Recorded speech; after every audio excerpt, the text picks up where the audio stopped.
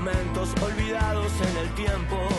Son como el aire que se arremolina, se evaden del ardor de tu garganta. Son como mágicas infieles santas, te besan y a la vuelta te asesinan. Desde el eco de la música escuchas cantar aquel estribillo sin final. Desde el eco de la música escuchas cantar aquel. Mi nombre es Gerardo Muñoz, esto es Pequeños Elementos, temporada 3. Nos escuchás todos los lunes de 19 a 20 horas por plataforma WOX de Rosario 88.3. Por streaming estamos en vivo en Twitch, WOX FM, WOX FM y en Kik, WOX 88.3. En la sesión de hoy, la conversación será con el señor Eduardo Carbí, cantor, compositor, baterista, todavía se lo preguntaremos, frontman de una de las bandas eternas de Rosario, Graffiti, que por estos días está celebrando 40 años con la música y que va a estar el 20 de junio en el Teatro El Círculo. Rosario, Día de la Bandera, Graffiti, todo junto en un mismo día. Radicado desde hace más de 35 años en Londres, componiendo a la distancia, con una muy próxima edición de un nuevo trabajo por estos 40 años de Graffiti con la música. De todo esto vamos a conversar hoy. Esto es Pequeños Elementos, temporada 3, con el señor Eduardo Carbí.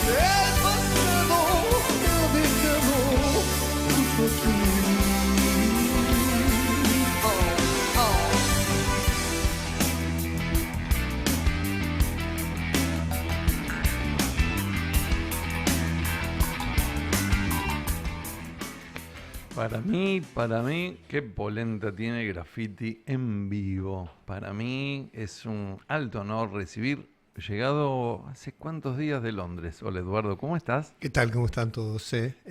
Poquito, hace una semana. que vine desde allá. Siempre vengo medio apretado de tiempos, esta vez decidí venir un poquito con resto porque me deja relajarme un poco, es un trecho desde allá hasta acá.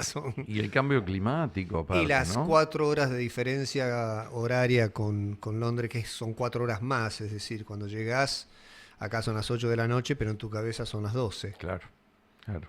Y antes de arrancar con lo que va a pasar ahora, en unos días, el 20 de junio, una fecha muy emblemática para la ciudad, para graffiti, para estos 40 años con la música, para ese arranque del año 80 y pico.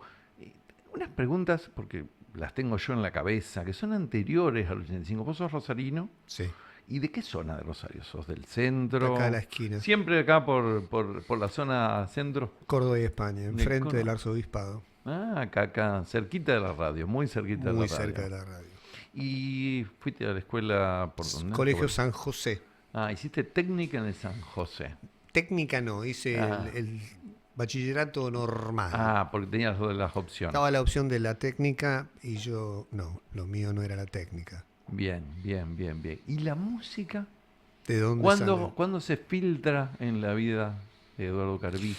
A ver, yo vengo de una familia con mi papá arquitecto y mi mamá bailarina de danzas clásicas del Teatro Colón.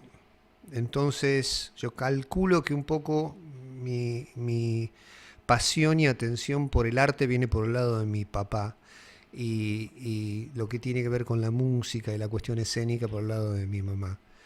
Pero bueno, un día nos fuimos de vacaciones con toda la familia, yo siendo muy chiquito, a Mar del Plata, y a la noche en el restaurante había una banda que tocaba en vivo y recuerdo vivamente ese momento de estar parado frente al escenario mirando en particular al baterista, y nunca había visto a alguien tan cerca tocando la batería y me quedó grabado. Dije, wow, este tipo está sentado ahí pegándole a todo.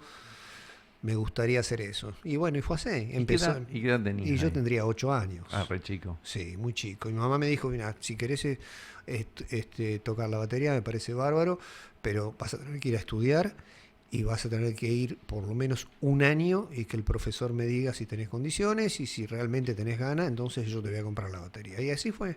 Estudié 6 años con Polo Benito, un profesor fantástico acá de la ciudad de Rosario, y al año me compraron mi primer instrumento. Porque, viste, claro, hemos tenido algunos bateristas y siempre hemos hecho el mismo chiste. No es fácil. Una cosa es la guitarra. Sí. Ya pasar al piano es otra cosa. Y ya Sí. tener la batería en casa, No, caramba. no, traumatizante, sí, sí. No, un tipo muy odiado durante décadas acá en el centro de la ciudad de Rosario, sí, era una cosa de locos. Encima ensayaba en casa y demás, y sí, infernal. Pero bueno, eso habla bien de mis padres en realidad. Por supuesto. Porque no solamente apoyaron mi intención y mi deseo, sino que lo hicieron con alegría. Por supuesto, por supuesto. ¿Y con Ariel Pozo, desde cuándo se conocen? También fue raro. Esa era una época, estamos hablando de principio de los 80. Y en esa época éramos un grupo de jóvenes que ya todos teníamos más o menos la misma pasión. Entre ellos estaba Fito Páez, entre ellos estaba Fabián Gallardo, entre ellos estaba Juan Carlos Baglietto. Todo esto es antes de que cualquiera de ellos se volviera lo que fueron. Y Juan Carlos tenía en particular un negocio de venta de guitarras en una galería en la calle Córdoba, perdón, era Entre Ríos o Mitre, entre Córdoba y Rioja. Y yo fui a saludarlo, entré al negocio a saludarlo, a charlar con él, porque siempre nos juntábamos y charlábamos, nos encontrábamos en los bares y hablábamos todos, que de cada uno tenía su propio proyecto y sus ambiciones y esto y lo otro. Era la época pre-Wi-Fi, entonces Claro. la única manera de comunicación era ir y encontrarte con la gente. Y cuando entré y me puse a charlar con él, hablando de esto y de lo otro, escuché a alguien que estaba probando una guitarra. Y me llamó muchísimo la atención, primero porque era muy chico y segundo porque tocaba y digitaba con la guitarra de una manera que era poco convencional de ver en esa época, sobre todo en la ciudad. Me acerqué, me puse a hablar con él, le pregunté si tenía una banda, me dijo que no. Y empezó ahí lo que después se fue convirtiendo a lo largo de los años. Primero armamos una banda con Fabián Gallardo y con Fito, en teclados y demás. Después otra con Fabián cantando y yo tocaba la batería nada más. Se llamó Boulevard. Boulevard. Sí. Boulevard tocó en el Rock Rosario Correcto. 83. En obras, ¿Eh? sí. Y acá y allá, Sí, en los dos Rock Rosario. Sí, importantísimo, eso fue importantísimo, siempre gracias a a Juan Carlos, que siempre con su generosidad habitual nos invitó y bueno, para nosotros era un evento fuera de serie. Pero era el comienzo de Fito grabando su primer disco como solista del 63 y al mismo tiempo ya tocando con García, y Fito lo convoca a Fabián Gallardo para que vaya a tocar guitarra con él. Entonces Fabián deja Boulevard y Fabián era el que cantaba. Sin Fabián cantando la cosa se complicaba y Ariel y yo nos pusimos a charlar y dijimos, bueno, dale, yo toco la batería y canto, vos en guitarra, y buscamos un bajista, y así se forma la primer generación, el primer génesis de graffiti. Con Fabián Lionch primero, Fabián que no llega a Lionch, grabar. Fabián Lionch, que tenía más ganas de dedicarse a la arquitectura que otra cosa, y cuando habíamos empezado a componer material, dice, yo la verdad quiero estudiar arquitectura y me quiero ir a Estados Unidos. De hecho, vive en Estados Unidos. Me encontré con Jorge, con el hermano, hace unos días. Vi una foto que subió Jorge. Sí, de casualidad, y nos reíamos solo porque fue una cosa bizarra. Yo doblaba una esquina, imagínate, las posibilidades de que me encuentres doblando una esquina en Rosario son prácticamente nulas, y que él se baje de un taxi al mismo tiempo fue bizarro, y los dos tuvimos 15 minutos riéndonos mientras el taxista nos miraba. Y entonces, bueno, dijimos, necesitamos un bajista. Y Ariel conocía a Claudio Falzone porque vivía muy cerquita de la casa de Ariel y se conocían, obviamente, eran linderos. Y así arranca la primera formación ya definitiva de graffiti, ¿no? Vos sabés que acá siempre hay algún libro que tenemos, porque este se llama Generación Subterránea, la otra historia del rock de Rosario, entonces hace referencia a la primavera alfonsinista, sí. Jóvenes con distintas propuestas, y dice, hay una onda expansiva que no tardó en llegar a Rosario, grupos como Certamente Roma, Ola, Poxy Beat, FM, Bajo Control, y por supuesto dos muy conocidos como Identikit y Graffiti. En Identikit, donde tocaba la batería el Pájaro Gómez. Correcto.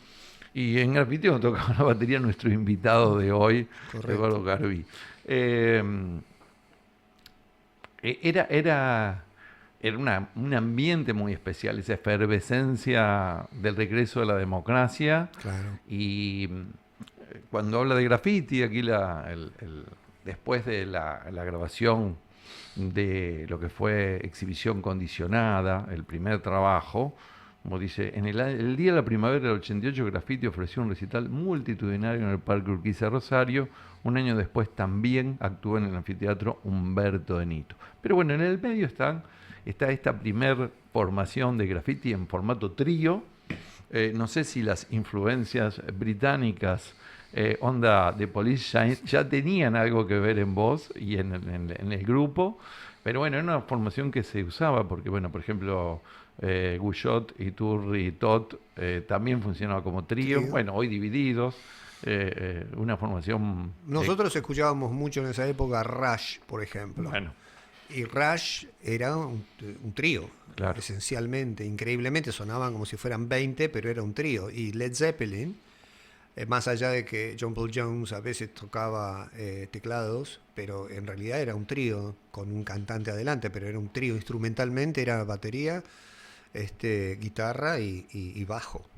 Entonces era muy de la época que el trío salía así. Esto es un poquito antes de que arranque toda la parafernalia, porque había muchas bandas que eran las bandas que nosotros escuchábamos en la época y tenían formaciones, por supuesto, ya con tecladistas y demás, como The Purple o Pink Floyd, etcétera.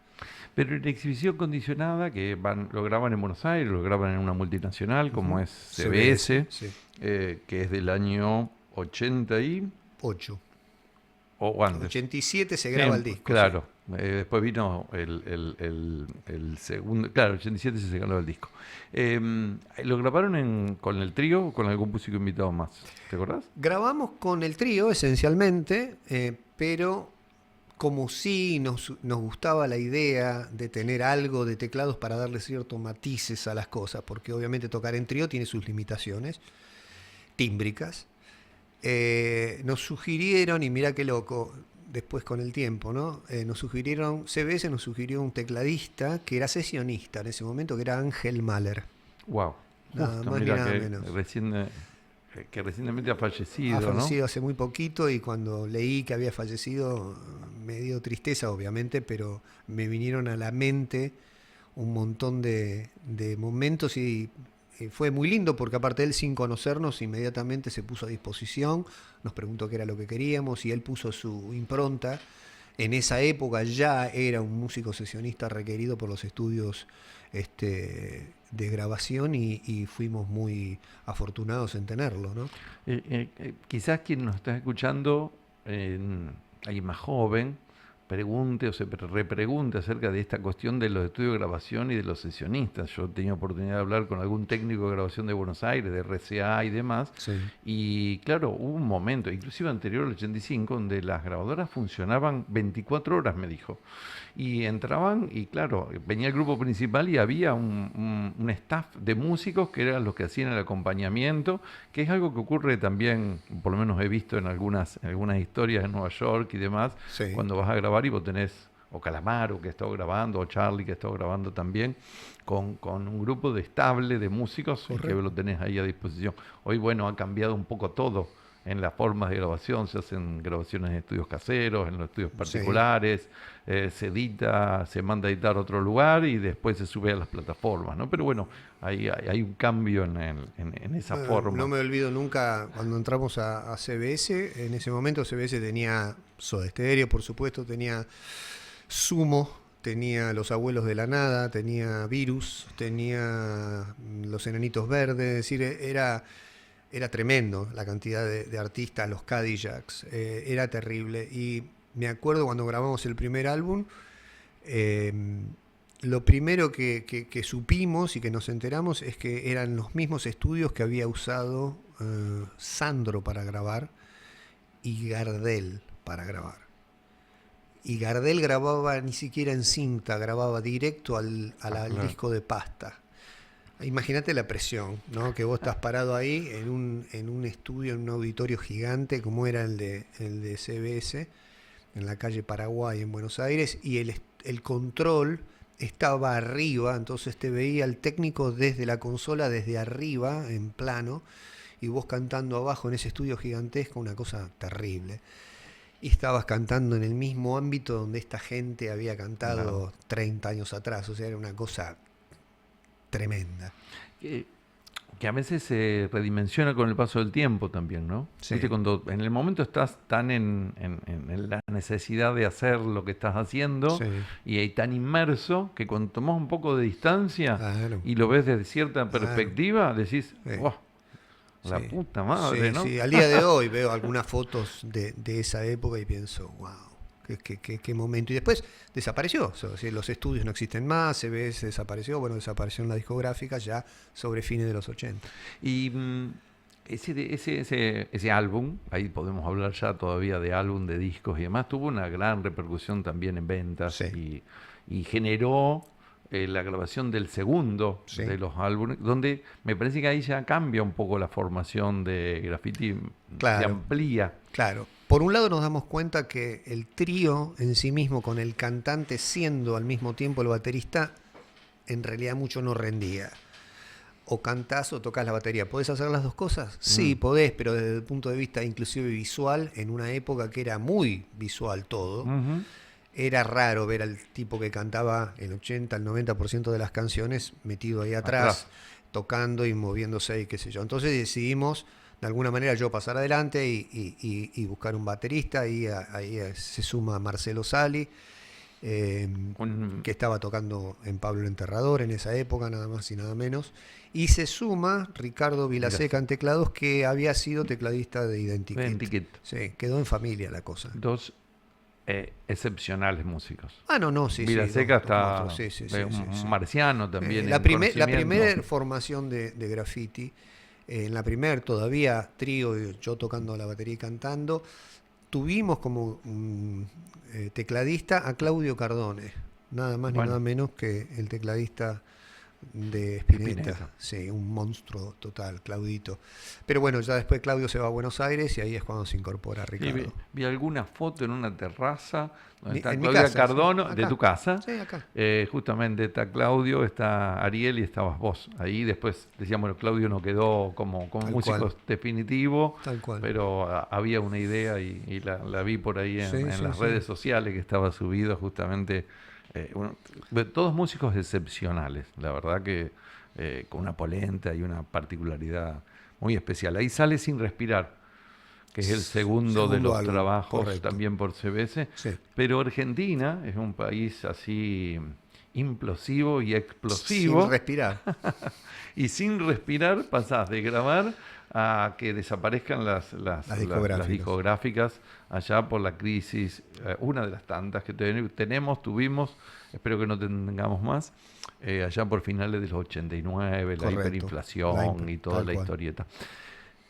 Antes de eso vos ya estuviste, había estado en el exterior antes, estuviste en Nueva York. Sí, yo viví un año en Estados Unidos, en New York, en el 84.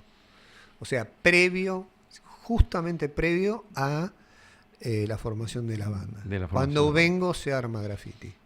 ¿Tuviste con temas musicales también por Nueva York? No, me fui a Nueva York, siempre tuve la inquietud de conocer, repito, en esa época era como irse a la luna, y para mí como todo lo que tenía que ver con la música venía desde Estados Unidos o venía desde Inglaterra, pero Inglaterra era todavía mucho más lejano, mis primeros pasos en el exterior fueron en New York.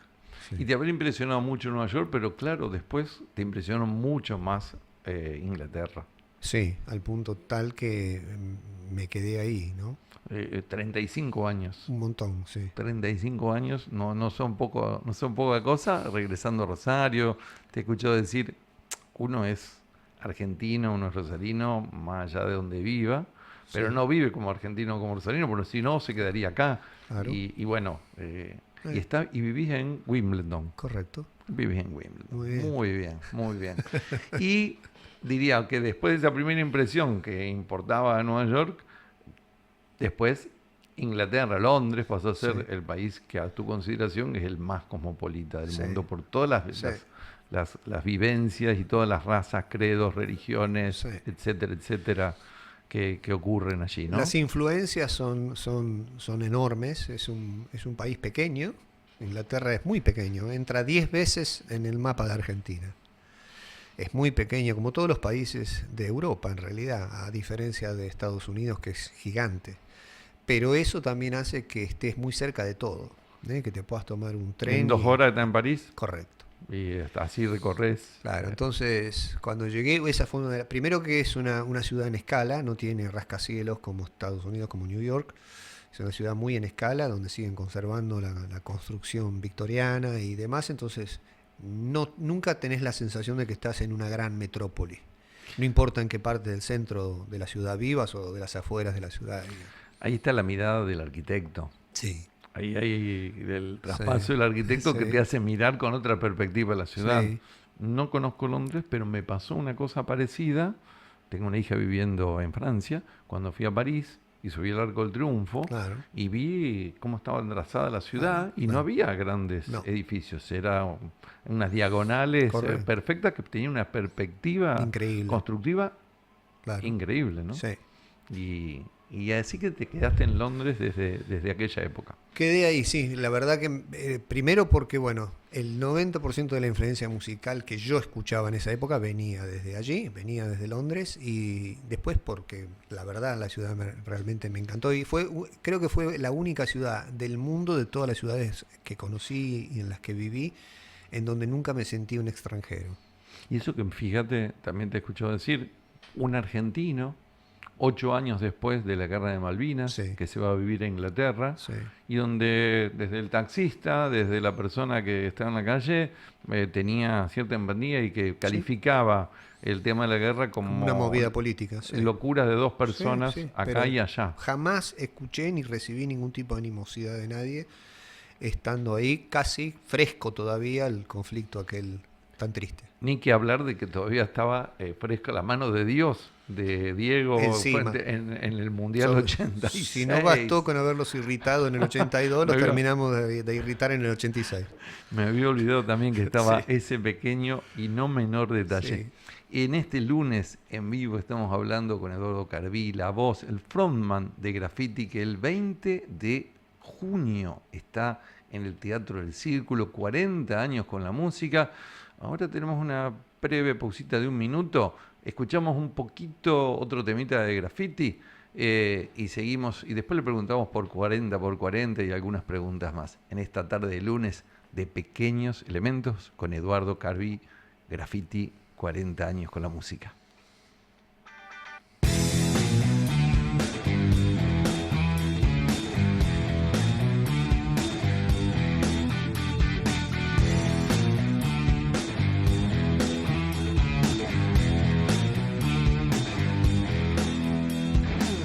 Es el perfume que se escapa de tu piel, palabras sueltas como un cartel. Saca las vendas que te tapan la verdad. Mírate solo junto a tanta soledad. Ves el payaso que no para de reír. Tiene una lágrima y pintada la nariz. Cambió la cara y la expresión. Me quedo hablando con mi pobre corazón. ¿Qué es lo que dice? ¿Qué es lo que pasa? Vale lo mismo y ahora vamos para casa. Las mismas cosas todos los años y me miras como si fuéramos extraños. Es mi reproche, es mi condena. Yo hago el aguante porque me da pena. Juntando cosas toda la vida, pero no hay forma de llevárselas arriba. Cambió la cara y la expresión. Me quedo solo hablando con mi corazón.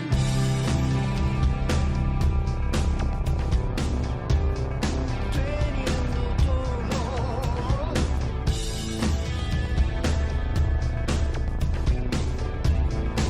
teniendo nada.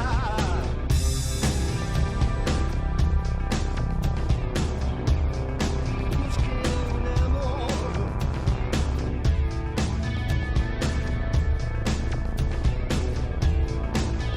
no es nada.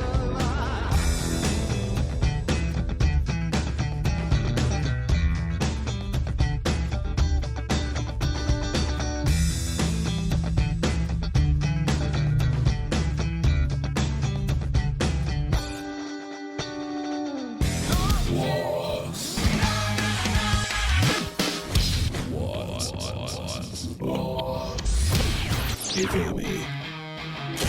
Vanguardistas, innovadores, cosmopolitas. Wax FM. Estas empresas auspician el siguiente segmento en Wax 88.3. Cervezas, Calver, carpintería a medida en fenólico, EMG, Arquitectura del Mueble, estudio contable, MHD, María del Huerto Dondo, limpieza técnica para la industria, NB, Limpieza y Mantenimiento, logística, depósito fiscal, Transtotal, neumáticos y servicio, GA, calefacción, Euler, consultoría y gestión de beneficios promocionales, Schauen, planificación de eventos, Jule, productos eléctricos. Electricidad Serra. Cuando compartimos una Coca-Cola, compartimos mucho más. Y ahora también podemos hacerlo con una Coca-Cola retornable. Juntá tapas doradas y ahorra. Nos acercamos al comercio de barrio más cercano, dejamos las tapas doradas y nos llevamos una Coca-Cola. Porque los argentinos nunca dejamos de estar juntos. Coca-Cola. Juntos en todas. Contiene edulcorantes, no recomendable en niños. Contiene cafeína, evitar en niños. Desde Rosario, Santa Fe, Argentina. Estás escuchando Vox FM. WOX FM.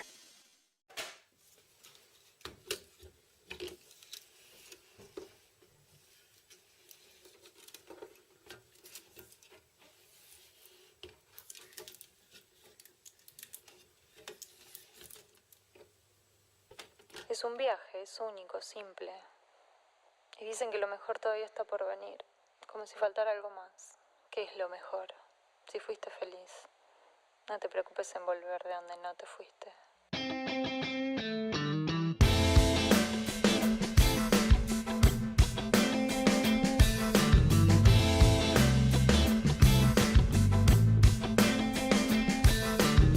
Siempre en el mismo lugar, nunca dejando de hablar, siempre esperando volver, siempre invocando el ayer. Todo va, todo fue, todo pasa, que el tiempo espere, que se haga lento, después las almas las lleva el viento.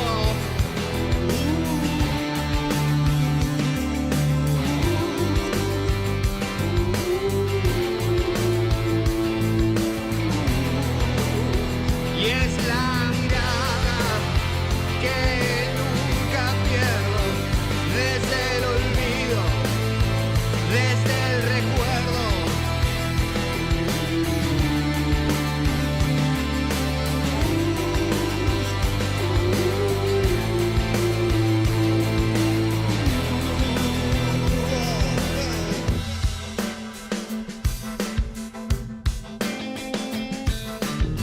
Siempre buscando un favor,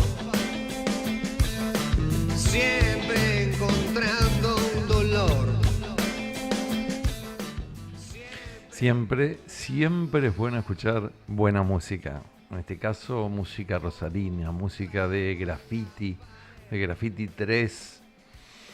Ya le vamos a preguntar a nuestro invitado sobre esa etapa creativa de Graffiti. ¿Cómo hacían para versionar temas desde Buenos Aires, desde Cancún, desde Londres? Pero nos vamos a quedar ahí en Londres un minutito más. ¿Cómo es pasear por Londres y encontrarte con músicos reconocidos? Es bastante cotidiano como experiencia, a diferencia por ahí de Estados Unidos, donde el músico por lo general tiene una banda de secuaces que lo siguen de acá para allá y se bajan en limusín y demás. Por lo menos en lo que respecta a mi experiencia personal, me he encontrado con gente tremendamente grosa y hasta te diría que casi como que se sorprenden que uno se pare a charlar con ellos. Vi foto con Jimmy Page, Sí. con Jimmy- Ron Wood, digamos, Ron estamos hablando Wood, de con- Led Zeppelin, sí. Rolling Stone. Sí, Robert Plant, Bueno. Bob Geldof, sí. A ver, gente sencilla. Esa es la parte más tremenda de esto, ¿no? Que calculo que ellos ni siquiera logran dimensionar la influencia que tuvieron en la vida de gente tan remota, ¿no? O sea, ¿cómo explicarle a Robert Plant lo que significaba para mí escuchar Kashmir En Rosario, en Rosario? en una bandeja en tu Claro. casa. Y yo lo tenía el tipo parado ahí al lado mío. No, es difícil de explicarlo. O a Page, por ejemplo. Con la hija que lo retaba mientras hablaba conmigo y le decía, dejá de hacer así con la boca y ponete bien derecho, y sacaba la foto. O sea, rarísimo. Rarísimo. Una cosa cotidiana, común, Ujú, normal. ujú. O sea, y eso no hace más que hablar de lo tremendo de estos tipos, ¿no? O sea, tipos que nunca se han subido a un caballo blanco de decir yo soy un dios teniendo con qué, ¿no? Sí, claramente. Y sin ningún tipo de ínfulas y tener esa sencillez de lo cotidiano que es tremendo, ¿no? Si buscamos en las plataformas, podemos encontrar remasterizados, sin respirar y exhibición condicionada, obviamente con una actualización de todo ese sonido. También está inédito del 2017, pero aparece una serie de trabajos que arrancan justamente una época muy crítica para la humanidad, que es la pandemia. Sí. Graffiti 3, Infinito 1, Infinito 2, Sí. trabajos que generaron desde la distancia, desde un encierro productivo.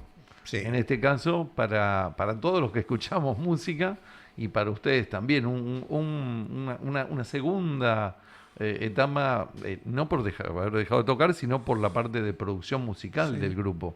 Siempre fue una traba el hecho de tener que componer material para después entrar a un estudio de grabación y tener que, bajo la presión de lo que costaba o lo que cuesta la hora de estudio de grabación, tener que grabar el material con poco tiempo de improvisación o de modificaciones, precisamente porque es sumamente costoso. Fue una combinación de factores, el hecho de... uno por lo general tiende a pensar que es más fácil componer canciones cuando uno está dentro del contexto de un grupo con todos los integrantes juntos, y en realidad no, porque en realidad es mucho más el poder de concentración y mucho menor la capacidad de distracción cuando estás solo. Entonces, obviamente gracias a la tecnología y el desarrollo de la misma, que te permite grabar y mandarte archivos a la distancia, no importa en qué parte del mundo estés, descubrimos que teníamos una capacidad y una eficiencia que podíamos explotar aún estando a la distancia. Siempre y cuando tengas esa vibra, esa química para componer, que no es fácil que se dé, y entonces te puedes entender a la distancia, y ese silencio de no tener el ruido del entorno, ese silencio de no tener un técnico esperando que vos de una maldita vez cantes tal cosa o toques tal otra, te da la posibilidad creativa de poder explayarte y de poder ensayar cosas y de poder probar, y es una prueba y error constante en donde uno va diciendo, ah, mira, esto es mejor que aquello, o me gusta más esto y demás. Y sin quererlo, porque nunca fue la intención, grabar Graffiti 3, por ejemplo, que fue el primer álbum que grabamos en pandemia en el 2020, grabar un álbum, porque uno no se lo propone, uno no dice, bueno, voy a componer 20 canciones, no funciona así. Pero empezamos con un tema, después con otro, estando en pandemia surge el tema Para mí, que habíamos escuchado al principio y Miguel Mateo se suma a cantar ahí, lo cual es una cosa rarísima, porque Miguel Mateo nunca colabora con absolutamente nadie, es un cantante, un solista que hace su trabajo y es muy celoso de lo que hace. Que participe y colabore en una canción cantando a dúo conmigo fue muy interesante de escuchar aparte. Y así surgió este álbum, y atrás de ese surge Infinito 1 y 2, y atrás de ese surge Gladstone Road, y atrás de ese el otro álbum, Ecos y demás. Entonces, creo que por un lado encontramos la fórmula de trabajar siendo eficientes pese a la distancia.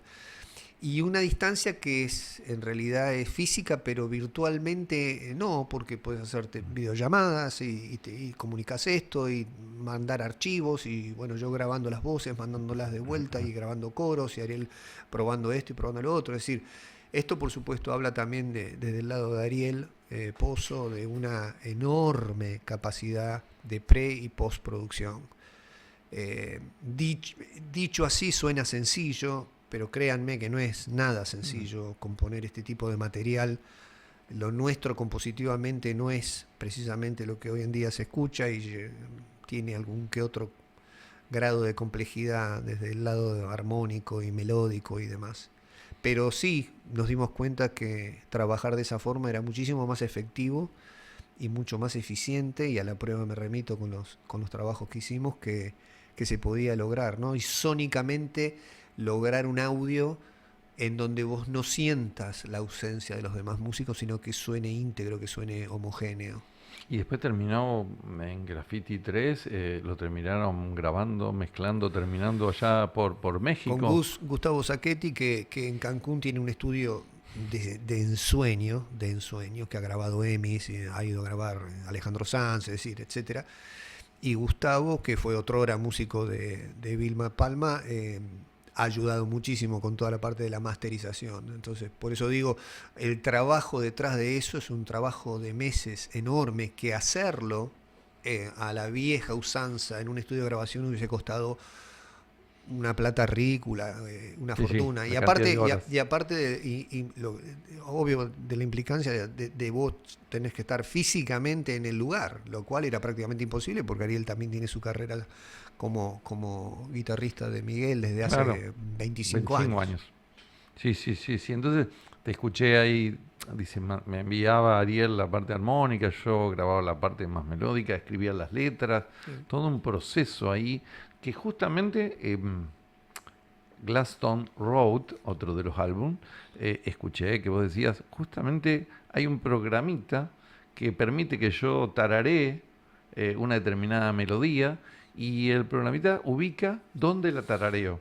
Y justamente una de las canciones que tarareaste estaba sobre esta calle que está cerca de tu casa. Sí. Y fue el nombre, dice, a Ariel le gustó y después terminó siendo el nombre de este álbum del 2022, ¿no? La posibilidad de la tecnología Sí. y de esas opciones que son tan importantes, ¿no? Sí, por ahí la gente piensa de dónde sacaron, de qué cosa sacaron semejante nombre para un álbum, y en realidad fue así. Yo usé el voice memo que tengo en el teléfono para grabar una melodía que se me había cruzado por la cabeza, y cuando iba a grabar la melodía, el voice memo hace una ubicación de locación, y era Gladstone Road, que está a la vuelta de casa. Yo pensé que era estaba parafraseando a Abbey Road, pero en realidad era otra calle. Sí, Abbey Road queda un poquito más lejos, pero sí, era Gladstone Road. Claro, Sí. y está en Wimbledon. Sí, Gladstone. está en Wimbledon ahí. Perfecto. Ok. Sí, no, escuché la anécdota. Lo pueden googlear. No, basta con tu palabra. Y dijiste, en Graffiti 3 está Miguel Mateos y en Infinito 1 está Richard Coleman. Richard Coleman. Hombre de los 7 delfines, hombre que ha estado con Soda Stereo, una voz, también un músico muy con muy Cerati importante. hasta el final, sí. Por supuesto.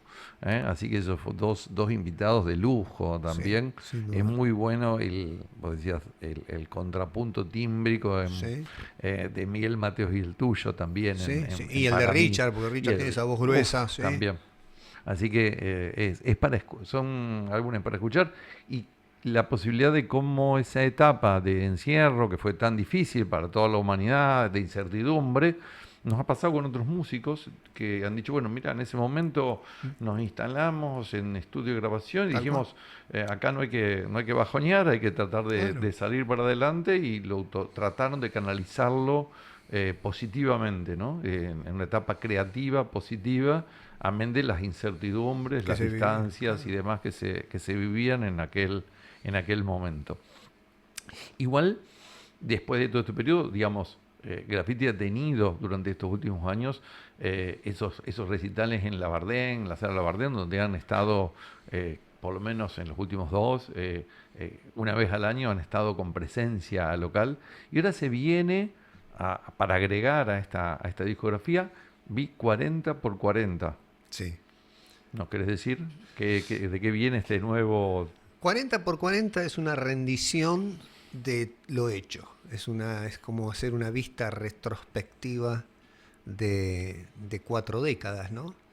O sea, si bien no es un álbum que incluye o incorpora material nuevo, es un álbum retrospectivo sobre la carrera de la banda. Por eso se llama 40x40, porque elegimos de estos 40 años 40 canciones significativas de cada uno de los álbumes, que no es fácil, no es fácil porque con todo el material que se hizo, o Inmortales, que pasaba recién el tema Laberinto y demás, es difícil a veces ser selectivo de uno mismo, pero bueno, tratamos de buscar lo más representativo de cada uno de esos álbumes y cada uno de esos periodos, y de alguna manera mostrar también la evolución a lo largo del tiempo y de los años, siempre y cuando esto fue algo que siempre tratamos de mantener, tratando de conservar la esencia de lo que hacemos y no tratar de copiar o de sumarse a la ola de lo que se está escuchando.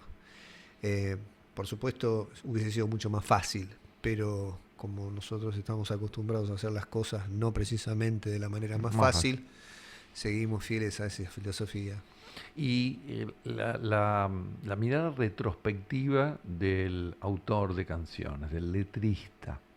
Obviamente que la experiencia de los 20 años es muy diferente de la experiencia del 2020 en adelante, y se advierte, vos te he escuchado en algún reportaje decir, yo no escribo en abstracto, escribo sobre vivencias, no necesariamente autobiográficas, sino de cosas que pasan a las personas y que le pueden verse reflejadas. Pero naturalmente hay un mayor plazo de tiempo y hay una evolución en las personas y en las letras también, ¿no? Y está bueno que sea así, también en la música. Sí, es tal cual. Es decir, no concibo una canción que no tenga nada que decir. Entiendo que gran parte de la canción tiene que ver desde el lado de la popularidad con cuán pegadizo pueda llegar a ser un ritmo. Y siempre digo que tuvimos la suerte de no ser populares. Creo que cuando sos popular estás atado a tener que hacer lo que a la gente le gusta. Y creo que es lo peor que le puede pasar a un artista. Al artista. Haga lo que haga, ¿no? Tener que sí o sí hacer lo que la gente quiere escuchar en lugar de lo que vos realmente tenés para contar. Sí, la libertad creativa. Que deja de ser libertad cuando tenés que vender discos. Con entonces, el marketing. Claro, entonces, con todo lo lindo que tiene la popularidad, tiene eso de feo. Y en nuestro caso tuvimos la suerte de no ser populares y entonces siempre pudimos hacer lo que nos gustaba, independientemente de lo que la gente te dice que hay que hacer. Y las letras me parece que son tan importantes como la música, porque en definitiva una canción es un relato musicalizado. Y qué mejor que ese relato tenga contenido y vos puedas en alguna manera o en algún punto sentir que algo de lo que se está diciendo tiene que ver con vos, con tu vida, con tus vivencias, con tus alegrías, tus tristezas. ¿Y qué estás escuchando ahora en este último tiempo? ¿Escuchás nuevos artistas? ¿Escuchás los clásicos? ¿Qué te gusta escuchar? A los clásicos los escucho de tanto en tanto. Me gusta escuchar lo emergente, no mainstream. Okay. En Inglaterra hay muchísimos músicos solistas o con bandas que hacen algo que no es necesariamente lo que está en las radios dando vuelta o lo que se escucha mundialmente, pero que son muy interesantes desde el lugar que componen y desde el lugar que tienen cosas para decir. Y eso a mí me gusta y siempre me llamó la atención, como me llamaba la atención en su época, ¿no es cierto? 40 años atrás. Siempre me llamaron la atención las bandas no necesariamente tan populares. Yo me acuerdo bandas como Gentle Giant, por ejemplo, King Crimson, bandas claro, que eran bandas que era terrible lo que hacían y sin embargo no eran necesariamente las bandas que convocaban a la mayor cantidad de gente porque tenían otro tipo de contexto. Otro peso, otro contenido sí, en música, sí, en la escucha sí, y en el abordaje que uno sí, tenía que hacer. Pero también entiendo que el músico ve las cosas desde su óptica, ¿no? Que nunca es neutral, que nunca es imparcial, es parcial. Entonces vos lo ves desde la visión analítica del músico.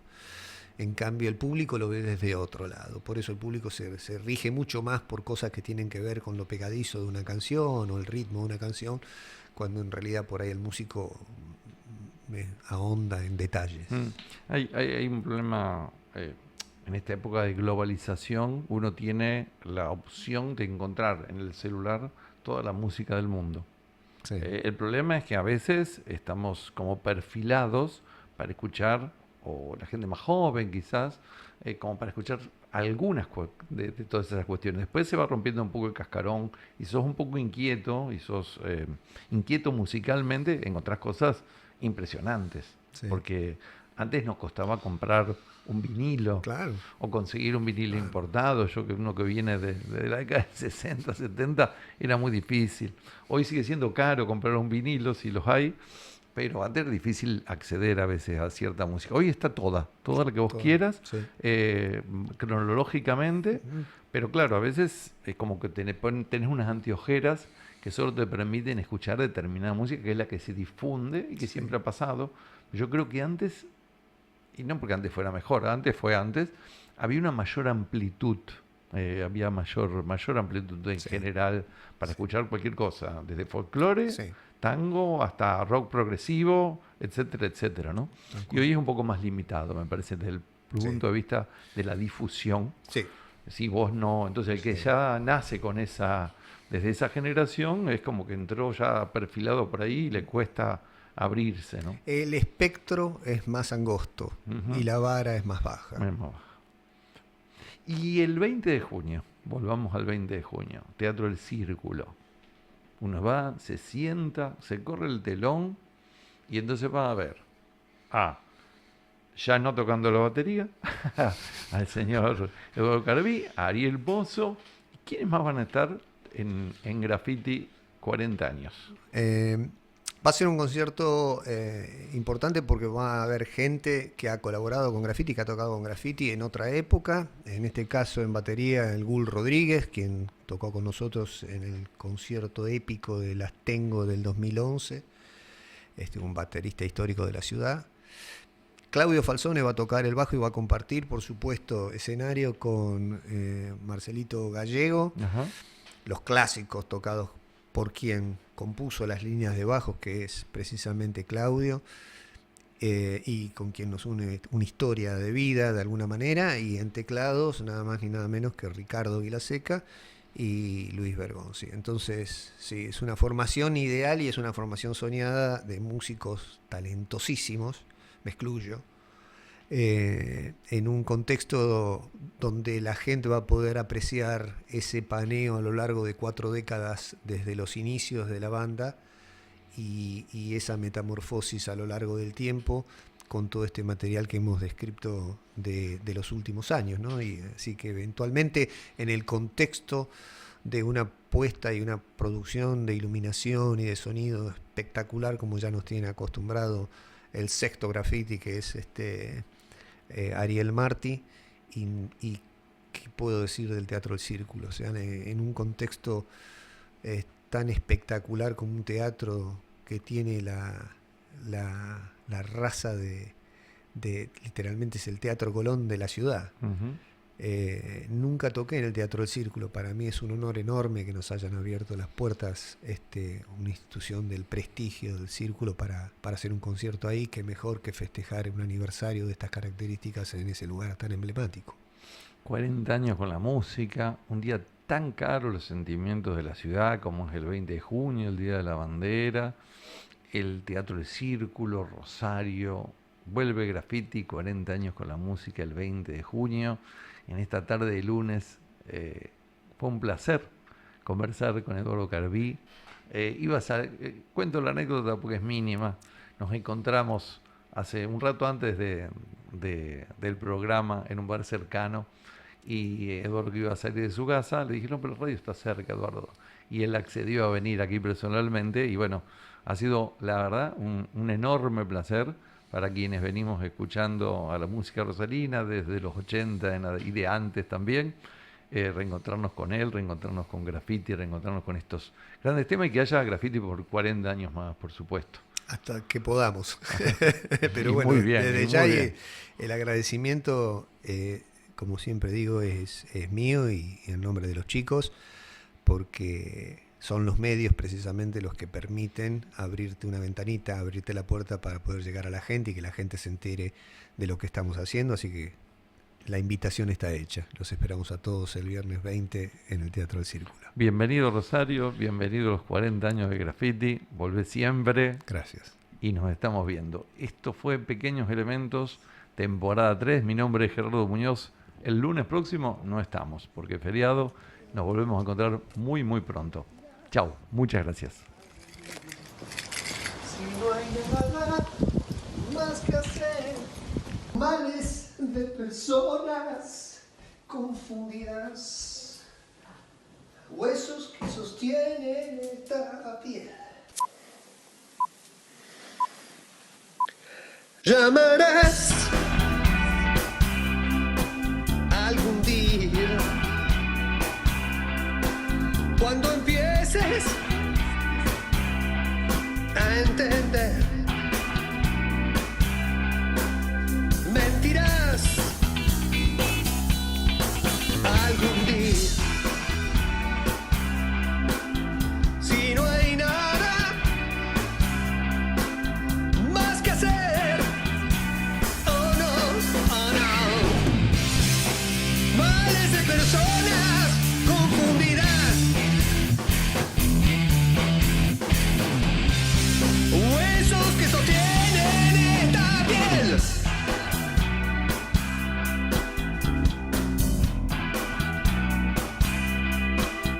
Tómame como puedas. Perla sucia del collar. Y cúrame las heridas que despiertan si no estás. Oh, oh no. Males de personas confundidas. Huesos que sostienen esta piel. Caminando sobre las cornisas. Oh, mi amor.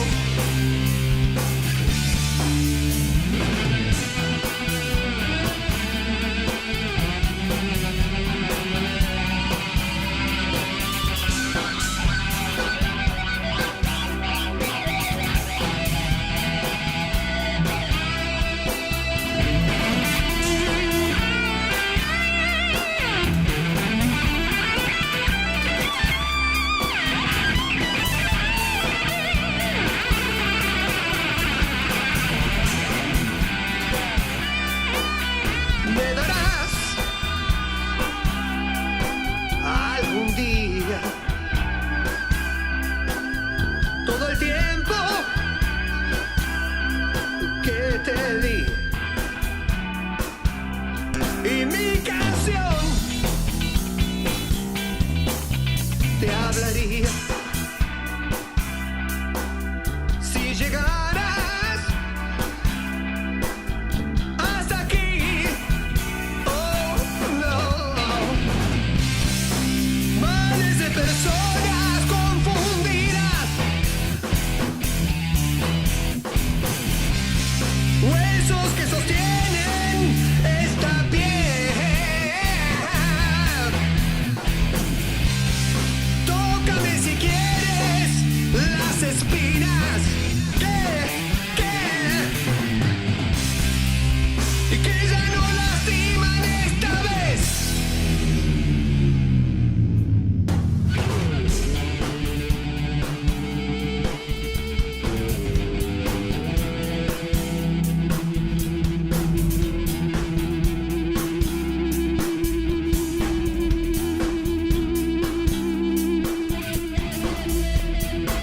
Males de personas confundidas. Males. Males de personas confundidas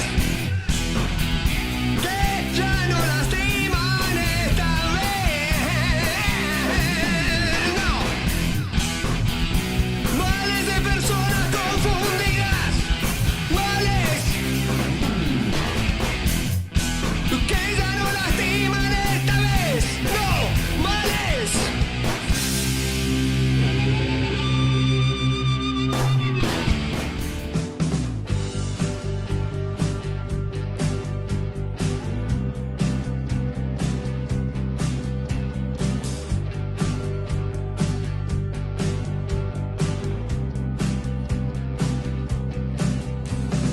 Somos los olvidos, somos dos gatos perdidos, somos narcos en tablada, soy tu novia que no acaba. Somos los hoteles, somos eso que nos duele, las tormentas de verano, el idiota de tu hermano. Volver por la autopista y ver el nuevo amanecer, sentir que todo es lo que está por suceder.